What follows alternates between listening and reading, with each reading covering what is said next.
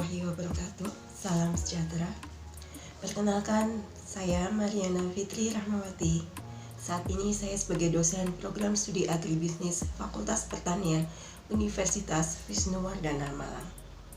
Pada kesempatan kali ini saya akan membuat pernyataan diri dosen sebagai unjuk kinerja Tridharma Perguruan Tinggi sebagai persyaratan untuk sertifikasi dosen 2025. Dalam kesempatan ini, saya mengampu mata kuliah Manajemen Sumber Daya Manusia. Di sini saya akan mencoba mendeskripsikan sedikit tentang mata kuliah yang saya ampu. Mata kuliah ini merupakan mata kuliah wajib bagi mahasiswa program studi agribisnis Fakultas Pertanian Universitas Wisnuwardana Malang yang diambil pada semester 4 dengan beban SKS sebanyak 2 SKS dalam satu semester. Adapun beberapa materi yang akan dibahas dalam mata kuliah Manajemen Sumber Daya Manusia antara lain bagaimana pengertian manajemen sumber daya manusia, ruang lingkup sumber daya manusia, fungsi-fungsi manajemen sumber daya manusia dalam sebuah organisasi, kemudian bagaimana proses rekrutmen karyawan, penilaian kinerja karyawan, pengembangan SDM karyawan, kemudian bagaimana pemberian kompensasi, motivasi kepada karyawan, dan apakah dalam sebuah perusahaan itu sudah ada kepuasan kinerja karyawan. Harapannya nanti mahasiswa program studi agribisnis Fakultas Pertanian Universitas Wisnuwardana Malang setelah mengikuti mata kuliah ini dapat menjelaskan dan menerapkan prinsip-prinsip manajemen sumber daya manusia dalam organisasi, khususnya organisasi agribisnis, mulai dari hulu, kemudian on farm, kemudian dari hilir, dan organisasi penunjang lainnya dalam sebuah perusahaan agribisnis untuk meningkatkan kinerja dan daya saing perusahaan tersebut dan mencapai tujuan perusahaan yang sudah ditentukan. Caranya saya menggunakan bahasa Indonesia dalam berinteraksi, menjelaskan, dan berkomunikasi dengan mahasiswa program studi agribisnis Fakultas Pertanian Universitas Wisnuwardana Malang. Mata kuliah Manajemen Sumber Daya Manusia ini dilaksanakan dalam 16 kali pertemuan selama satu semester. Adapun perkuliahan itu dilakukan pertemuan 1-7 sebelum UTS. Jadi pada pertemuan ke-8 dilaksanakan UTS, pertemuan ke-9 sampai ke-15 itu penyampaian materi dan pemberian tugas. Kemudian pada saat pertemuan ke-16 adalah pelaksanaan ujian akhir semester atau UAS. Dalam proses pembelajaran mata kuliah Manajemen Sumber Daya Manusia, saya menggunakan metode DIA, Delivery, Interaction, dan Assessment. Delivery ini saya sebagai dosen menyampaikan, mentransfer pengetahuan kepada mahasiswa di dalam kelas. Biasanya metode yang saya gunakan adalah ceramah di dalam kelas tentang materi-materi manajemen sumber daya manusia. Setelah itu ada interaksi. Interaksi adalah bagaimana kita berinteraksi antara dosen dan mahasiswa. Biasanya kita ataupun interaksi antara mahasiswa dengan mahasiswa yang lainnya. Biasanya kita melakukan diskusi tentang materi yang diajarkan pada kegiatan hari tersebut. Setelah itu, apakah mahasiswa sudah memahami, mengerti tentang materi-materi yang disampaikan? Biasanya ada proses assessment. Assessment ini dapat kita lakukan dengan memberikan beberapa pertanyaan kepada mahasiswa. Apabila mahasiswa mampu menjawab dengan benar, maka proses delivery pengetahuan yang kita sampaikan bisa dikatakan berhasil. Dalam mengampu mata kuliah Manajemen Sumber Daya Manusia ini, saya menggunakan beberapa referensi buku yang berkaitan dengan manajemen sumber daya manusia, baik itu untuk manajemen sumber daya manusia untuk perusahaan, kemudian perilaku organisasi, kemudian budaya organisasi, dan beberapa saya ambil dari internet dan jurnal-jurnal yang berkaitan dengan manajemen sumber daya manusia. Sedangkan untuk evaluasi dari mata kuliah Manajemen Sumber Daya Manusia ini di program studi agribisnis Fakultas Pertanian Universitas Wisnuwardana Malang ada 5 item yang bisa kita gunakan. Yang pertama adalah presensi. Presensi ini mempunyai nilai sebesar 25% dari total nilai, yaitu dimana apabila mahasiswa kehadirannya kurang dari 80%, maka mahasiswa tersebut tidak diperkenankan untuk mengikuti ujian akhir semester. Kemudian ada tugas individu. Tugas individu itu bisa kita berikan melalui kuis, kemudian jurnal, review jurnal, ataupun tugas-tugas dalam bentuk lain. Kemudian ada tugas dalam bentuk kelompok. Jadi mahasiswa dibagi menjadi beberapa kelompok. Nanti dalam satu kelompok ini akan mempresentasikan tugasnya. Kemudian ada UTS. UTS ini dapat diikuti oleh mahasiswa dengan nanti bobotnya sebesar 20%. Dan yang terakhir adalah nilai UAS mempunyai bobot sebesar 25%. Berikut ini adalah cuplikan video pembelajaran saya yang sudah saya lakukan di kelas. Selamat menyaksikan.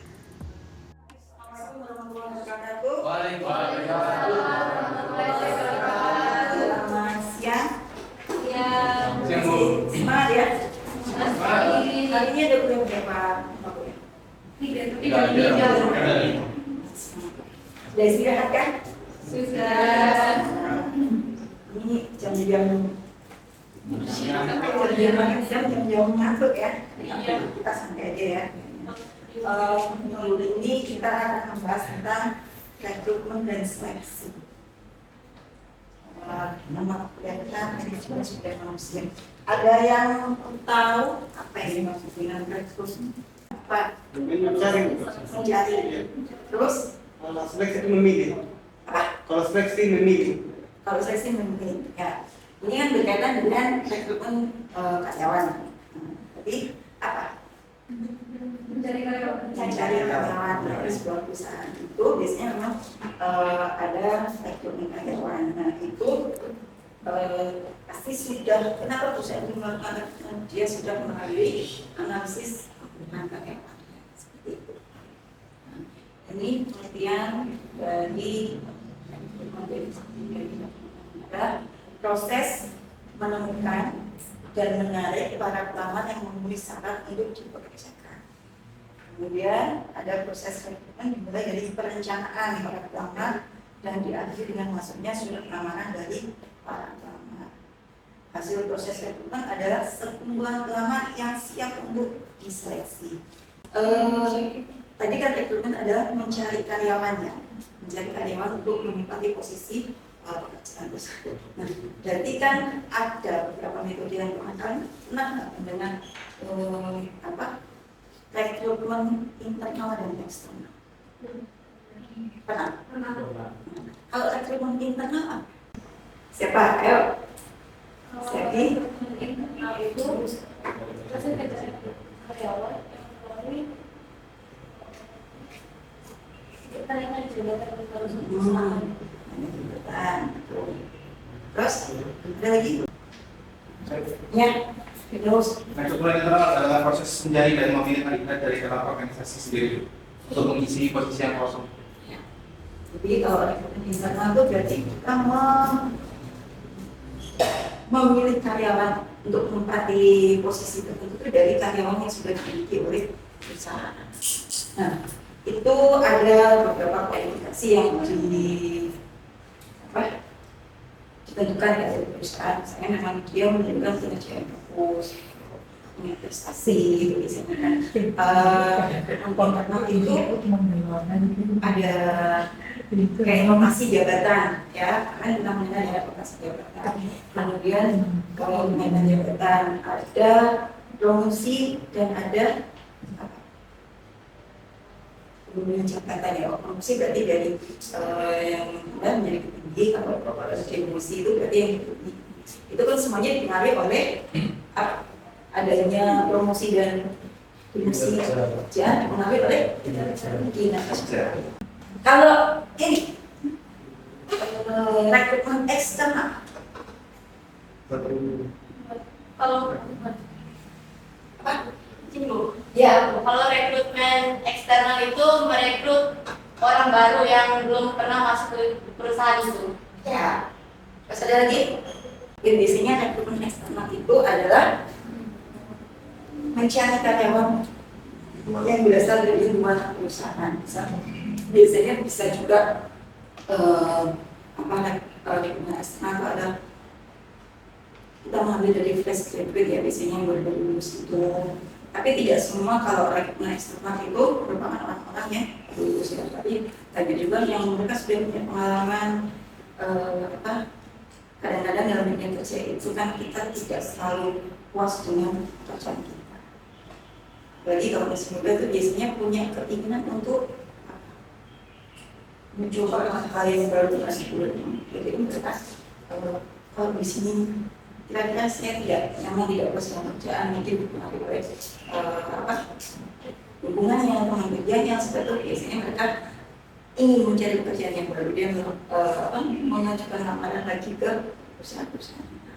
Kalau misalnya kita mengambil dari eksternal, kira-kira butuh biaya.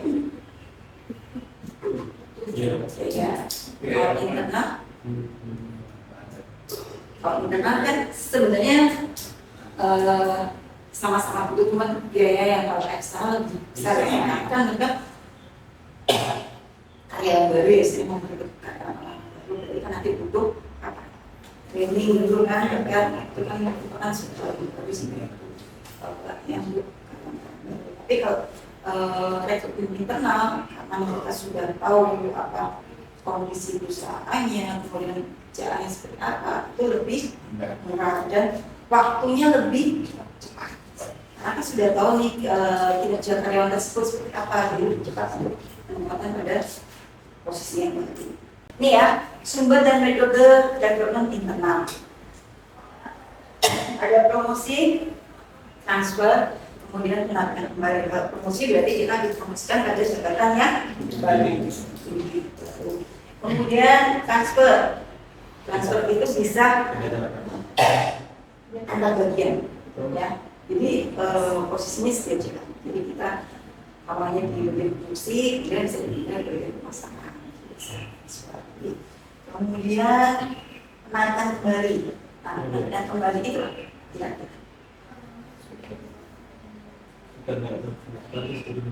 Oh yang udah keluar, ada karyawan mungkin ya dia karena punya kemampuan, keterampilan, perusahaan ini butuh. Jadi karyawan yang sudah dibenarkan kembali ini berarti dia punya nilai yang tinggi, bagi perusahaan, yang positif bagi perusahaan. Karena kalau mereka meng-hire yang baru, kemungkinan butuh biaya yang besar. Jadi mereka meng-hire kembali karyawan yang sudah keluar. Tentunya, kira-kira mau nggak kalau kamu, misalkan kamu sudah keluar dari perusahaan itu, kemudian ditarik lagi dengan gaji yang sama kayak kemarin, kira-kira mau nggak? Mau kan? Jadi pasti dia punya gajinya yang lebih tinggi gitu. Tapi ya kalau memang perusahaan butuh ya mau nggak mau ya harus diambil. Karir seseorang yang itu selain dipengaruhi oleh kinerja, juga dipengaruhi oleh kemampuan yang dimiliki. Ya, pasti dalam dunia kerja itu kan ada persaingan. Persaingan itu kan semua. Ya kita menunjukkan kemampuan kita seperti apa. Dan kalau kita punya rata-rata sama teman-teman dia, persaingan seperti itu ya nanti kita lama. Jadi kita harus tetap mengupgrade diri. Ilmu yang baru. Ya, itu tadi. Pasti kita kalau bekerja pengennya punya posisi yang bagus, yang baik, karena jabatan juga akan berpengaruh pada jabatan akan berpengaruh pada gaji yang besar akan berpengaruh pada kebahagiaan. Kan kalau kita punya duit bisa beli apa aja kan? Iya. Jadi kalian mensingkatkan keterampilan diri supaya nanti adanya bisa. Kemudian ini metodenya, ini ya metode internal. Tadinya ada penemuan lowongan jabatan, kemudian dan bahkan sih biasanya kan setiap perusahaan itu kan pasti setiap tahun atau beberapa bulan sekali melakukan penilaian kinerja. Nah, kinerja itu sebenarnya kayak gini untuk komisi jabatan kosong. Jadi harus sudah mempersiapkan. Kan biasanya dalam sebuah perusahaan itu kan usia karyawan kan bervariatif ya. Ada yang sudah masukin masa pensiun. Jadi kan kita tidak bisa pada saat dia pensiun kita baru rekrutmen, kita tidak bisa. Kita sudah harus mempersiapkan kira-kira. Oh ini kita bulan depan ada pensiun berapa orang. Itu kita sudah menyiapkan untuk mengisi pos itu ya sampai jabatan tersebut kosong. Karena rekrutmen internal ini tidak diumumkan secara luas ya. Kadang tiba-tiba aja misalnya kan ada karyawan yang cepat surat keputusan nanti dia lakukan dan kalau rekrutmen eksternal kita memilih karyawan dari sumber di luar perusahaan. Nah biasanya rekrutmen eksternal itu untuk mengisi jabatan-jabatannya. Kemudian perusahaan itu kan memiliki perkembangan ya, kan biasanya kan kan itu update sama Pak kita meng-hire karyawan baru biasanya kan untuk yang fresh graduate itu kan punya masalah yang baru ya. Jadi biasanya semua ada hubungan biasanya berbagai rekrutmen karyawan internal. Jadi kalau mendapatkan kekuatan yang perlu dimiliki oleh para karyawan yang ada saat ini dan memperoleh karyawan dan latar-belakang dan memberikan keberagaman itu. Jadi apa? Kan dunia luar perusahaan itu kan berkembang, ya. Jadi perusahaan juga butuh. Jadi biasanya ada beberapa persen yang kita butuhkan untuk rekrutmen karyawan eksternal. Dan perusahaan butuh rekrutmen karyawan eksternal ini kan biasanya butuh biaya juga dan waktu yang lama. Kira-kira rekrutmen eksternal ini saingannya lebih banyak atau lebih sedikit? Banyak. Aku izin bertanya Bu, kan ini tentang rekrutmen kan Bu. Sekarang tuh kalau biasanya kan ada lowongan-lowongan gitu kan Bu. Cuman ya tercantumkan di lowongan tuh pasti fresh graduate, minimal umur, terus pengalaman, minimal pengalaman. Padahal kan kita fresh graduate ini belum ada pengalaman. Nah itu tuh etis nggak sih Bu buat kita yang belum ada pengalaman ini? Sebenarnya ini ya pasti pengalaman itu dibutuhkan meskipun kita baru itu paling tidak kan kita misalkan bagaimana kita dalam pada saat kuliah itu masa-masa kuliah kan kita bisa berorganisasi. Nah dalam dunia kerja itu kan dibutuhkan teamwork. Terus kemudian bagaimana kita memecahkan sebuah masalah. Nah, tidak kan pengalaman kita sudah pernah nih meskipun dalam masa kuliah kan kita juga pernah ada misalkan ada masalah itu bagaimana kita menyelesaikan. Jadi kan bisa.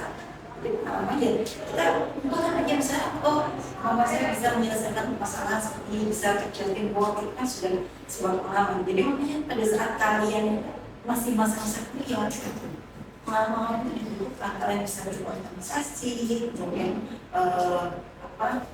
bekerja sama dalam tim, jadi kalau ada tugas-tugas di semua dalam tim itu kan kadang-kadang juga butuh soft skill kan, kita butuh soft skill.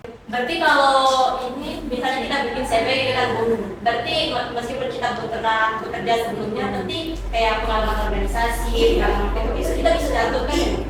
Dan ini bakal jadi penilaian juga ya buat jadi ini bahan pertimbangan. Karena kan dalam dunia kerja itu soft skill juga dibutuhkan ya. Soft skill itu bagaimana kita mengelola emosi itu kan nanti kalau biasanya pada saat panggil nanti kan bisa ditanyakan kalian dihadapkan sesuatu permasalahan dan bagaimana kamu menyelesaikan itu. Jadi nanti semakin hari persaingan kita tuh semakin tajam. Kalian harus bersikap diri, kemudian meningkatkan penampilan, ya. Kemudian di kelas ini semua sudah bisa ini kan MS Word bisa, nggak bisa itu buat kita di ini sangat anak SMA aja sudah STJ sudah, kalian kalau nggak bisa dulu, kalian sudah buyar Kalau misalnya nggak bisa tugas-tugasnya ngerjain siapa? Karena kan cuma copy paste punya gitu.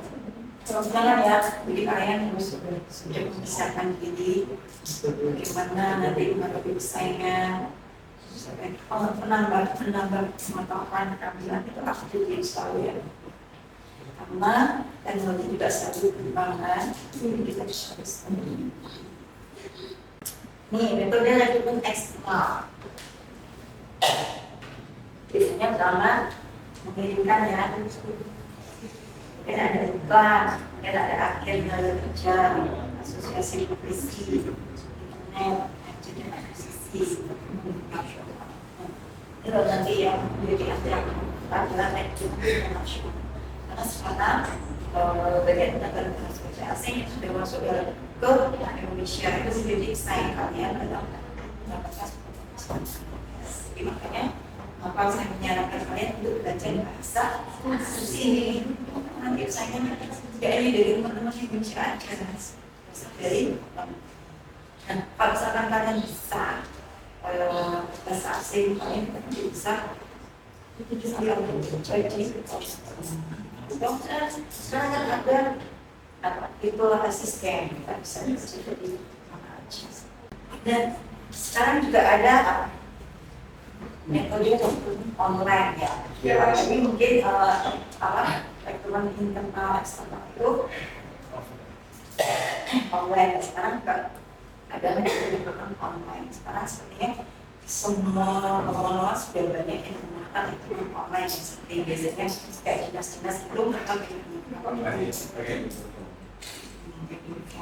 jadi kita juga harus tahu nih bagaimana cara melakukan kerjaan secara online. Kita semua data-data kita harus kita siapkan secara soft copy ya. Dan sekarang sudah tidak menggunakan hard copy ya. Bisa kerja virtual. Sekarang sebenarnya kita sudah banyak ya. Kita bisa diuntungkan sebenarnya dengan adanya rekrutmen online ini. Kenapa? Kemudian dokter tenaga seefisien di area ya. Karena kita punya online ya. Terus kemudian apa? Kita bisa melamar mana aja ya. Bisa melamar mana aja. Kemudian informasinya lebih luas juga betul online. Ya, masih lebih luas ya. Terus karena online, jadi kan bisa diakses oleh siapa aja. Berarti kesempatannya juga Lebih banyak. lebih banyak lebih kecil. Kecil. Nah makanya nanti kan pada saat kalian melamar itu kan pasti ada CV kan. CV itu kan respect. Tapi tentunya sesuai dengan kondisi kita, jangan sampai kamu membuat yang baik. Nanti pada saat ada interview tidak sesuai, ya. Nah sekarang apa hambatan dan tantangannya?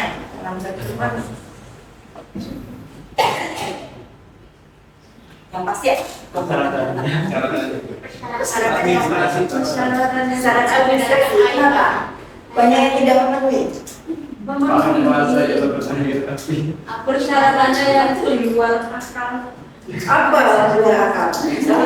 Untuk memilih rapor dari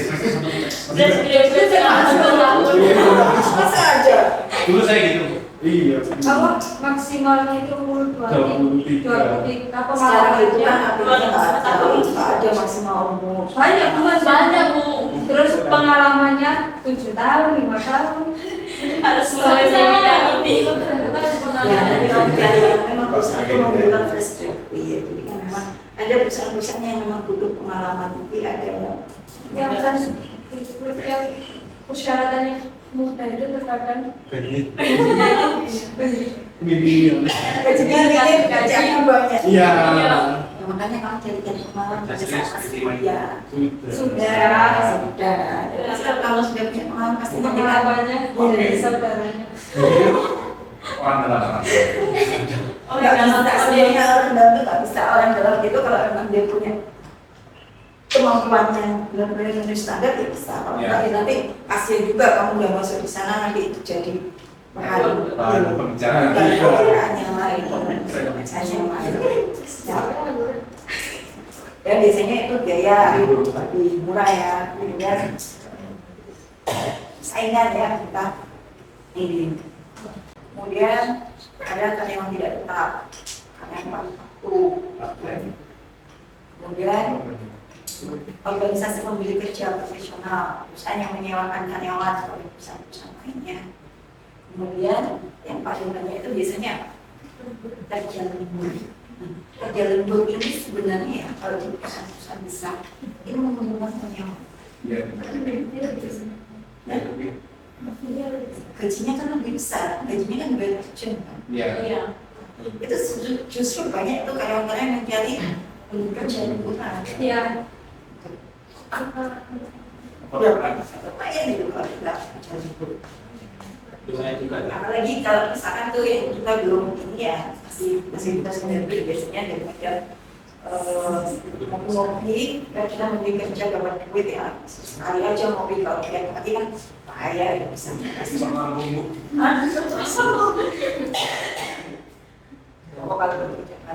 dari ini ada yang ditanyakan dari rekrutmen internal dan eksternal sudah paham semua ya? Paham. Kayaknya sudah siang, pikirannya kemana-mana ya. Oke, kita sebutkan hari ini ya. Jadi ada rekrutmen internal dan eksternal. Rekrutmen internal Direkrut dari orang karyawan yang sudah ada di perusahaan. Kalau rekrutmen eksternal mencari orang baru. mencari karyawan di mana perusahaan yang sudah ada. Kemudian untuk metodenya, rekrutmen internal kita bisa promosi, kemudian transfer, terus apa lagi? Mengadakan karyawan yang sudah ada. Kemudian kalau dari eksternal kita mengambil meng-hire karyawan baru. Oke, mungkin itu yang bisa saya sampaikan untuk hari ini. Kalau tidak ada pertanyaan, kita bisa ketemu lagi di depan ya. Benar ini nggak ada pertanyaan? Sudah bagus semua ya? Yang pojokan? Udah. Sudah paham Mas? Sudah? Oke, nanti pokoknya kalau ujian bisa ya jawab ya. Oke, terima kasih atas hadirannya. Selamat siang. Assalamualaikum warahmatullahi wabarakatuh.